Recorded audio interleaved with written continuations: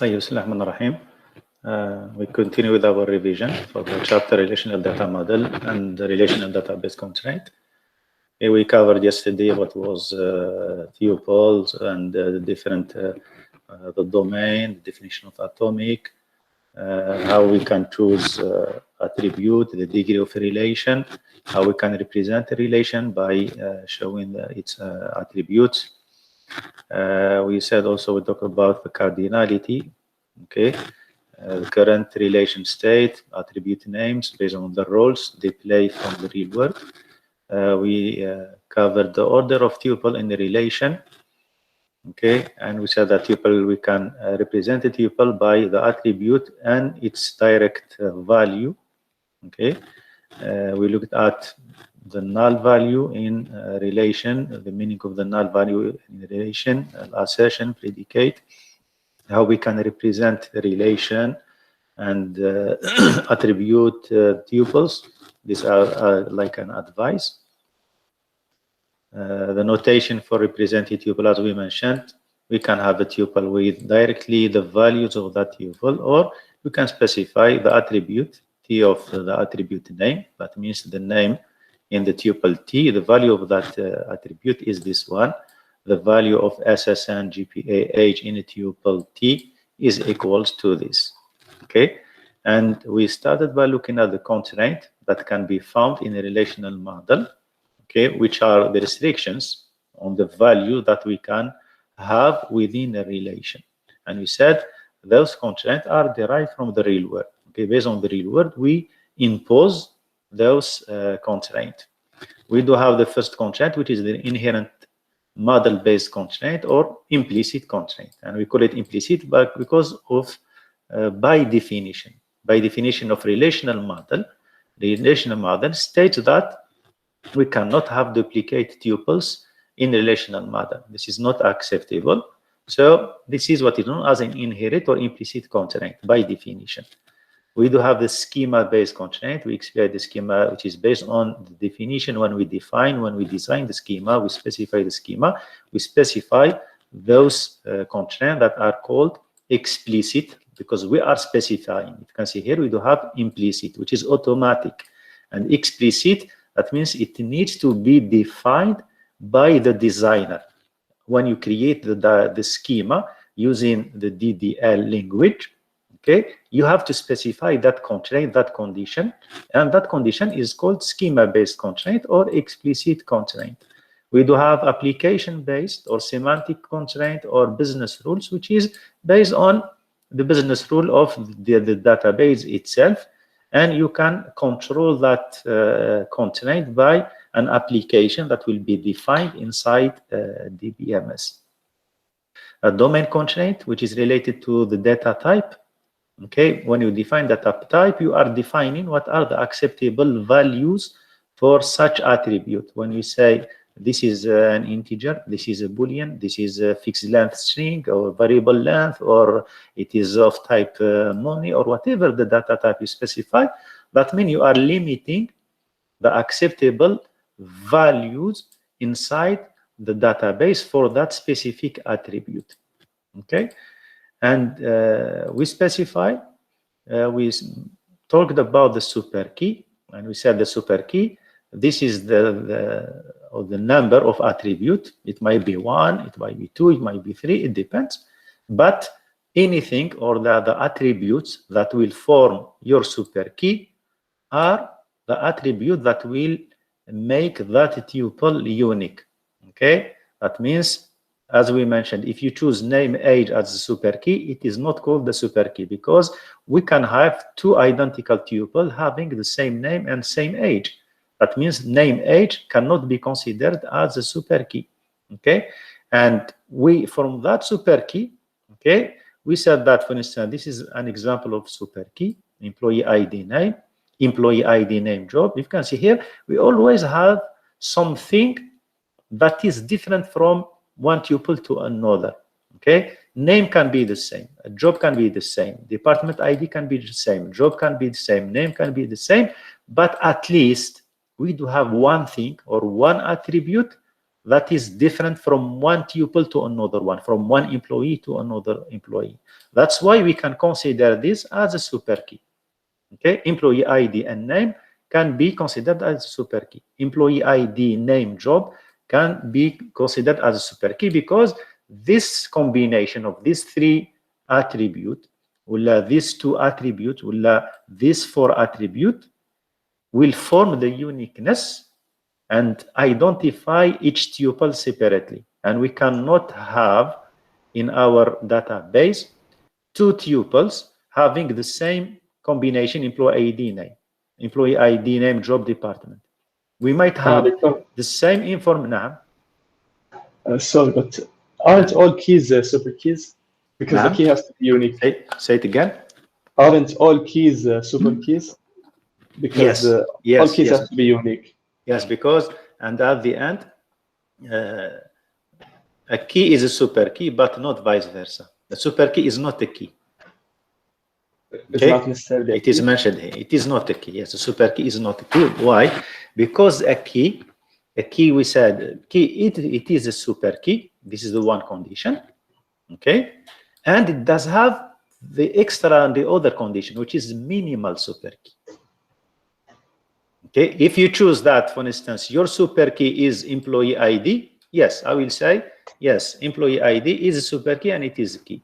But if you have two attributes, okay, and you can dispose of one of the attributes, for instance, employee ID name, yes, both of them can be used to differentiate between one tuple and another, but always ask yourself, as I mentioned, can we remove one of the can we remove one of the attribute and we still have that uniqueness? I will ask myself, if I remove employee ID, this attribute name, can this attribute name used to be to identify the uniqueness of the tuples? We'll say no. Why? Because name can be the same in two tuples. We can have that scenario. That means removing employee ID will leave my super key not a super key anymore. That means employee ID is very important. And I will ask myself, if I remove name now, will this be enough to differentiate between one tuple and another? Yes. Employee ID is unique. Yes, we say yes. That means we remove that name and we'll still have only employee ID. Employee ID is minimal. It is a super key because it does give me the uniqueness. Plus, it is minimal. Have only one attribute. At that moment, I will say, yes, this is my key. So a minimal super key is a key. It's always a key, right? Yes, you do have, by definition, a key is first, it is a super key because it provides, it's like by definition, it provides you the uniqueness, and it does have, it is minimal. If it is minimal, that means all the attributes are necessary for that tuple to be different from another tuple. I would say yes. And when we say, Shabab, when we say minimal, doesn't mean I do have only one attribute. فاهمين يا شباب? Minimal doesn't mean only one attribute. We might have in some database, in some scenario, where I need two attributes to have the uniqueness. One attribute is not enough. If I tell you, for instance, employee ID, let's have a look at like doctor department number and department location. Department number. Let name. me just check name. No, name. Department. Let's have a look. Just the. Oh, where is? Oh, it was in the other one.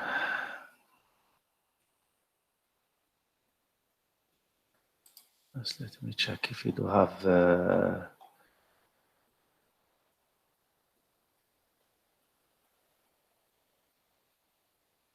Yes, for instance, when we talk about ESSN and dependent name, you remember for the dependent attribute? Yes. Okay, and Willa works on. relation, we do have ESSN or project number. Both are considered as primary key and the super key. Why? Because we cannot define, we cannot say how many hours an employee has worked if we don't combine the project, in which project, and the employee SSN as well. That means we need the employee SSN or ID plus the project number in order to know how many hours that person has worked. That means both are necessary. I cannot tell you, for instance, if I give you only SSN of that specific employee, and can you tell me how many hours he has worked? Because by business rule, what we define, we said that an employee can work on many projects. If your condition is he is allowed to work only on one project only, at that moment it is enough. Okay, each ESSN or each employee SSN is related to only one project. But in our case, an employee can work in more than one project. That means I cannot give you the response. I cannot tell you the answer, how many hours that employee with that specific SSN has worked, because he has worked in many projects. You have to tell me in which project name. If I know the project name, so like for instance, if I ask you, Shabab, I will tell you, can you give me the grade of student? Okay, in general, what will be your response? If someone asks, for instance, let's say, for instance, your parent, okay, will call the administration or the registration office, and they will, can you please tell me ABC, my son with name or with student ID 123, what is his grade? What that administrator will respond? What do you think, Shabab? More information. He cannot do it by just name. Which course you need? Barakallah fik. Yeah. It's me to be more specified. Okay, to be more specified, you gave me the student ID. That's fine, but you have to tell me which course you are looking for the grade of your son, for instance. If you tell me, for instance, Ibrahim Ula Faisal with student ID ABC and in CS 340, so I do have this combination, the course code plus the student ID. Now I can go to the transcript and I will tell you, for instance, exactly what was the grade for that specific course. The same thing here. When we talk about combining, when we do have, when we say a key, in some scenario, in some example, you need the minimal key, not necessarily is only one attribute. It might be two, it might be three. But in the design, when you do your design, the best design schema is to have the key made up of one attribute. This is the best design. If you can arrive, if you can find yourself that having only one attribute that is unique, that will create that uniqueness between tuples, that's fine. Okay, but in some relations, you need to have more than one, two, for instance, or three. If you find yourself, that's fine, because they are necessary. Always ask yourself, is it necessary to include this attribute to be part of the key ulala? If you can remove it and still have the uniqueness, that means it is not necessarily, just remove it. And you do like this, like as we mentioned, you start by what we said. We said that by default, okay, you will ask yourself, okay, let's go to our example. You will say, for instance, by default, name, SSN, home phone, address, office phone, age, GPA is my super key. Okay, all the attributes of the relation will form your super key.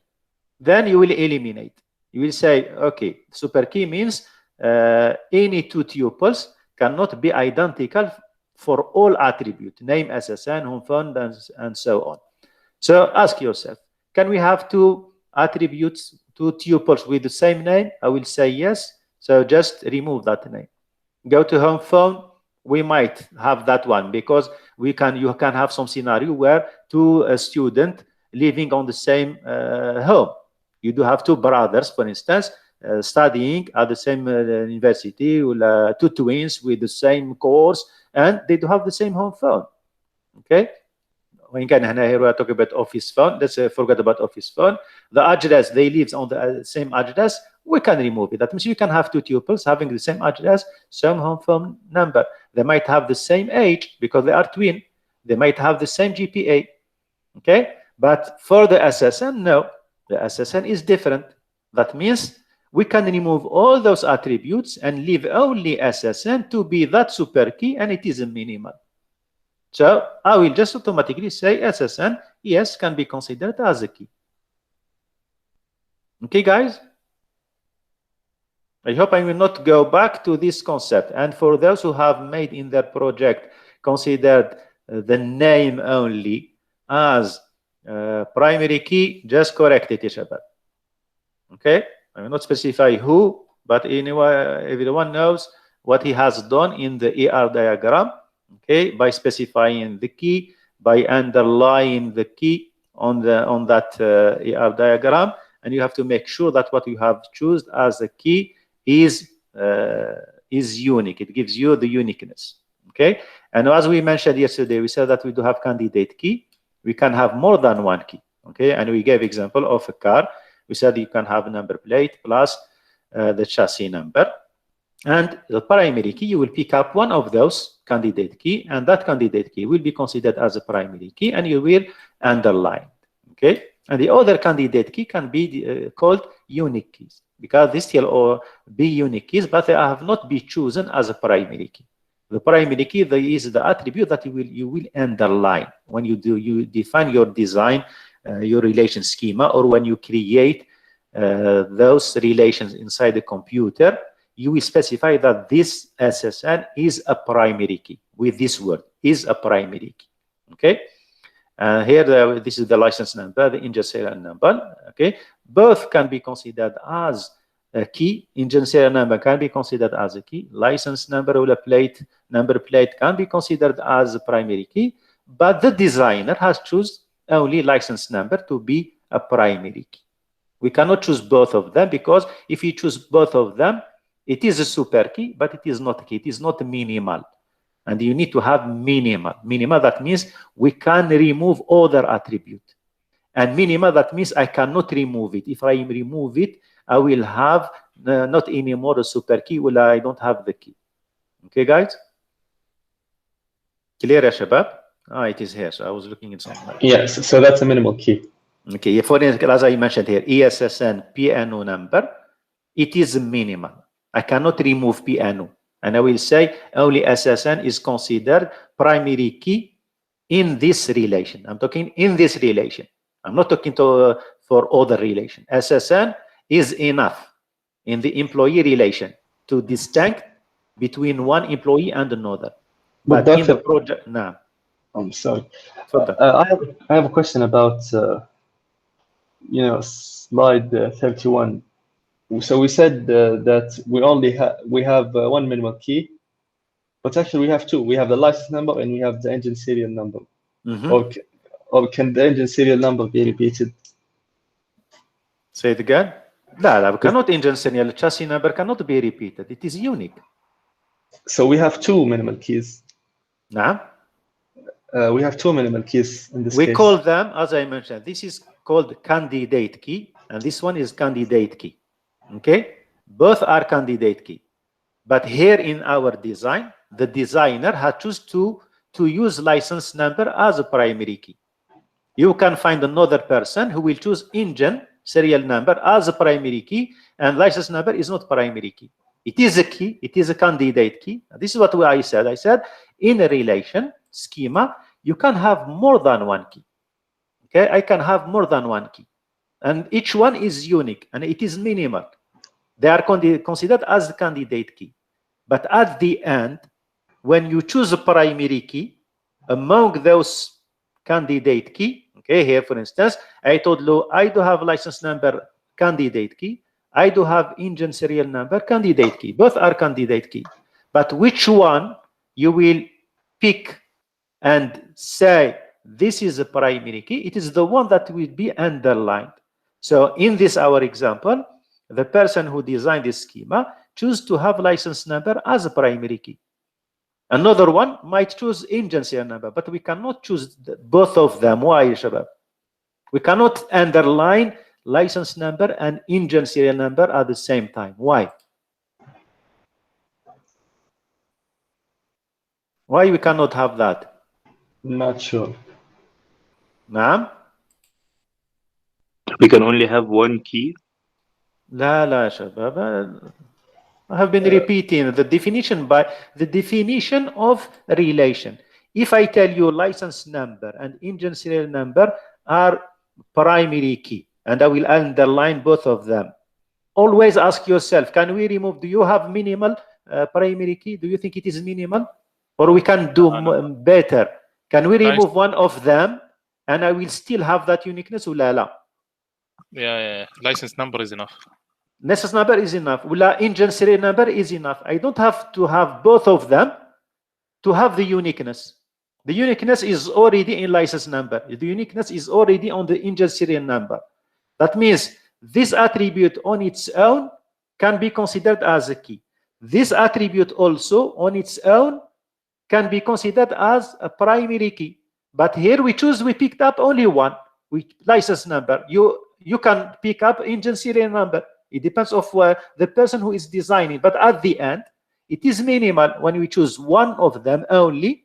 Okay, it is considered as a primary key. The other one, this engine serial number, that is the key. It's not a primary key. It is a candidate key. When we pick up this as a primary key, we will say that the other one is unique key. It is unique key. We cannot say it is a primary key because it is not underlined. It is unique key. That means it is unique in this column. The values of that attribute is unique. Okay, maybe another person will do the design and will pick up the engine serial number as a primary key and will leave the license number as a unique key, not a primary key. Clear, Shabab? La? Yes. Everyone, Shabab? So don't do the mistakes, Shabab. Okay, just diamond. Ask yourself minimal. Diamond minimal. Can I remove this attribute? If you say yes, remove it. Until you get at some point, you cannot remove any attribute. When you cannot remove any attribute, because if you remove one of the remaining attribute, you will not have that uniqueness. That means this is the maximum I can remove.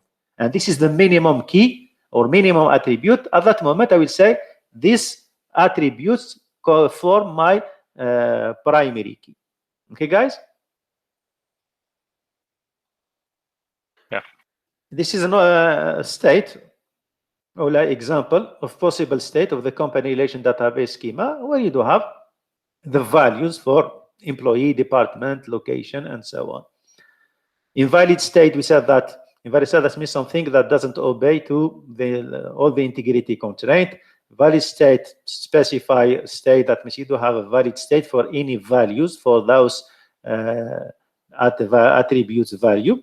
Okay, and we said that we do have integrity constraint says that no primary key value can be null. Okay, always never put a null value on the primary key. And we said that referential integrity constraint is help you to specify the relationship between two relations, which can be done through a foreign key. And we specify that we do have, for instance, in the relational schema, how do we specify a foreign key? Okay, we said we do have a line going from one relation employee to another relation, for instance, department, and how that relation is made through some attribute. Our attribute that makes a relation, it's like you do have an attribute that is shared by two different relations. That's why it makes your relationship. And we said that the line that doesn't have an arrow will go from the foreign key towards the other relation with the arrow, okay, pointing to the primary key. And the DNO, the D number should be the same. We cannot say, for instance, employee DNO department number equals to 10, and your line will go to the department number 11. That's not correct. That means you should have the same value that is here should appear in the department in order to have that foreign key. Okay, Shabab? And the same way we said here department location, department, we do have here the foreign key, which way I don't have here, have an arrow. That means this is the foreign key and it will go directly to the primary key in the other relation. And be careful, when you do have foreign key pointing to another relation in another attribute, that attribute should be a primary key. You cannot have something pointing to not a primary key. Okay, Shabab? Don't do that mistake. And the same thing here. I do have here a relationship between works on a project. P number. We do have that PNU. This is a foreign key in works on that will point, we show to a project number, which are the same, just the name is different. That is pointing to a project, and so on. Okay, guys? And as we mentioned here, you'd have foreign key pointing to primary key. Let's go back to we talk about function dependency. We'll leave it later. نعم. ما فهمت يعني ليش البوينتنج هذا اللي تو يعني من foreign key إلى primary key يعني وش الغرض من relationship يا شباب relationship. You remember relationship في ال AR diagram. Yeah. How can you show that relationship? How can you represent? We will cover that inshallah for the next chapter, which is the mapping, the AR mapping. When you go from an AR diagram, and how did we design this one? All these relations are reflecting what was designed in the AR diagram corresponding to this one. Okay? Oh, okay. And those relationship in the diamond shape, okay, are represented. You know, if you remember when we did have let me check. Yeah, relationship اللي بستعمل زي works for أو بارك الله فيك. For that relationship, how can we represent that relationship? We are representing that relationship just by specifying that foreign key. Okay? That means department, if you do have a project department, if you go back to the corresponding AR, you will see that we do have that relationship relating, يعني تربط between the project entity and the department entity. Now, how can we reflect that in computer?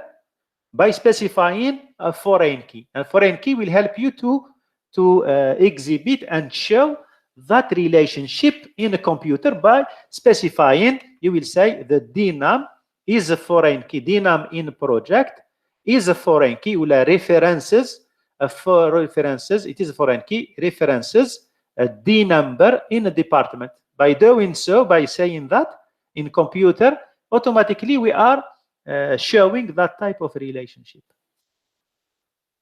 Okay? Yeah, I get it. Okay. The last part of this chapter, which is we do have some problems. Sometimes you do have some problems with relations to those conditions that we have specified. Okay, we can have update operations, transactions. Okay, dealing with contract violation. And if you remember when we said when we talk about operation, update operation, we said we can have insert, we can have delete and update or modify. And sometimes when let's pick up an example, sometimes you do insertion operation. That means you are going to insert, okay, some attribute values for a new tuple. Now, when you are inserting a new tuples and with the new values, what can happen?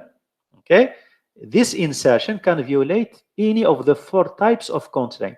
Those constraints that we have mentioned previously, okay, can be violated by the insertion operation. Just an example, the domain constraint can be violated. Why? Because you might give an attribute of value that doesn't correspond to the domain. You specify that attribute as integer, and when you inserted the value for that attribute, you inserted character or a string. That means what you are doing, you are violating the domain constraint, because the value you assigned to that new attribute with the new value does not correspond to the correct data type. We say at this stage we do have a domain constraint violated. Okay, this can happen in insertion. When you insert, for instance, you are inserting a student name, and instead of writing the name, you inserted the values, numbers, 1, 2, 3, which is not correct because you specify that it is an integer, but when you inserted the name for the student, you inserted characters, which is not corresponding to the right or to the correct attribute value. That means what you are violating the domain constraint. Okay, Shabab? So this is for the insertion. You can have a key constraint can be violated as well.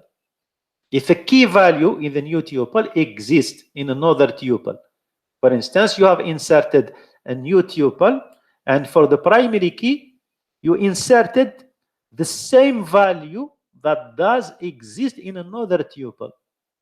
In this case, what we say that the key constraint is violated, because as we mentioned key constraint, that we should not have two keys or the same keys for two different tuples. But when you inserted, maybe by mistake, okay, you inserted the same primary key, for instance, for this new tuple, which violate the key constraint. We can have entity integrity can be violated. Why? Because any part of the primary key of the new tuple can be null. Maybe instead of inserting the same value that does exist, by mistake you put null in the primary key for that new inserted tuple. At this moment, what we say? We say stop. You have an entity integrity that is violated, because the entity integrity says no primary key can be null. And what you have inserted the null value. Okay? We can have referential integrity can be violated. If the value of that foreign key in the new tuple does not exist in the reference relation, as I mentioned, I told you just before. Okay, when you insert, for instance, a value, I have inserted here a new value, which is a foreign key. For instance, I inserted for DNO number 15, and that number 15 does not exist here in the department. It is referencing to something that doesn't exist. And we said that whatever you have in the DNO here for the employee should appear here. Okay, if I do have 100 DNO, I should have here 100. And those 100 should have that correspondence. Okay, because we do have a referential here. Any number here should appear here.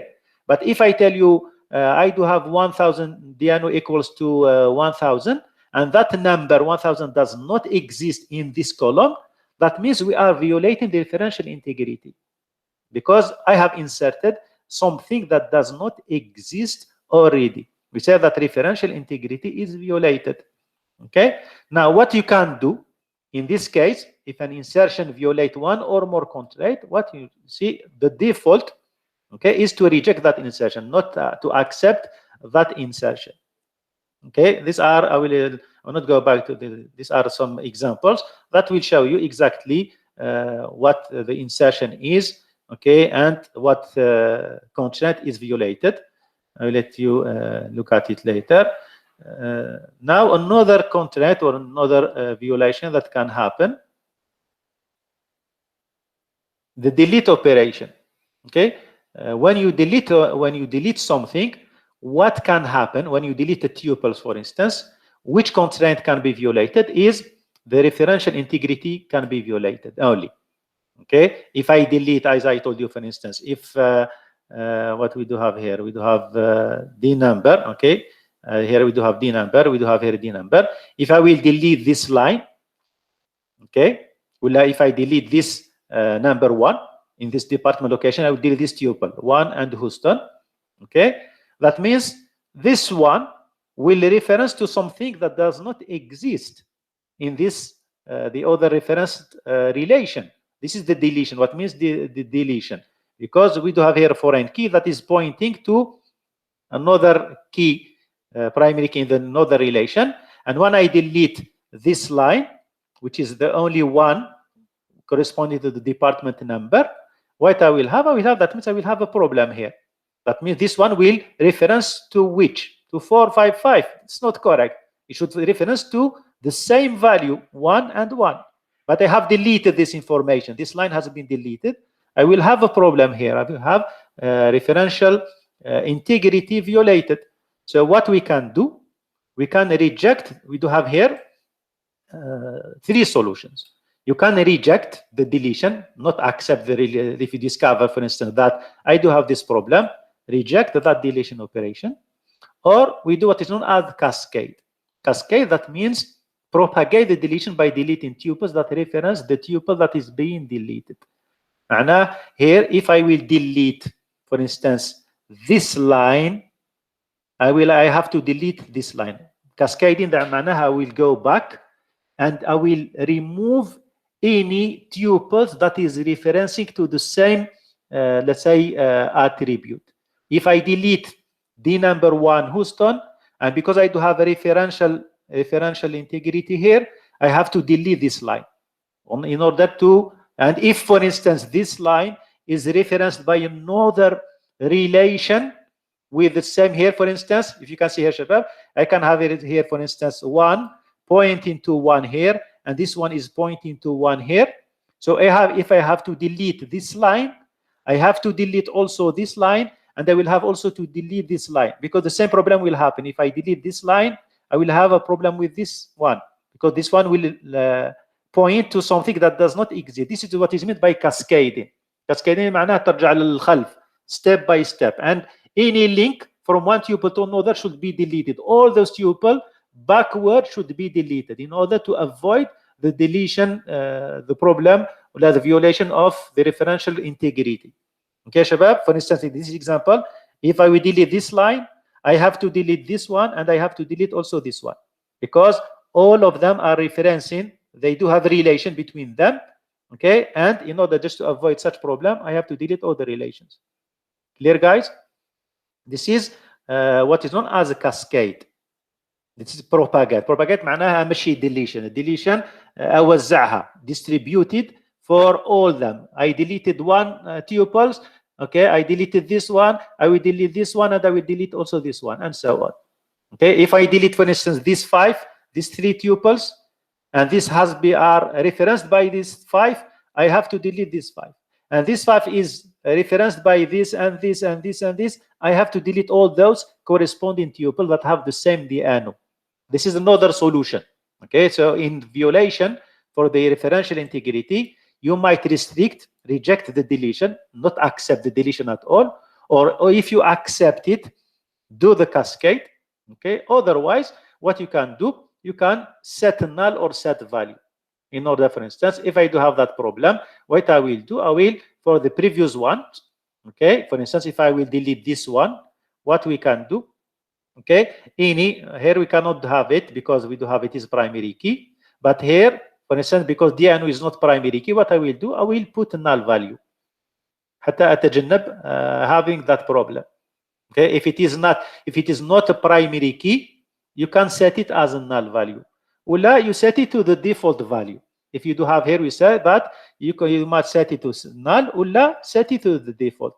If the default, for instance, for any department number, the default is department number 5, for instance. Okay, if I see that I do have here a problem, when I delete this tuple, what I will do as action, I will set this D number to 5, and I will set this D number to 5, and so on, in order to avoid the referential integrity violation in case we do have the deletion operation.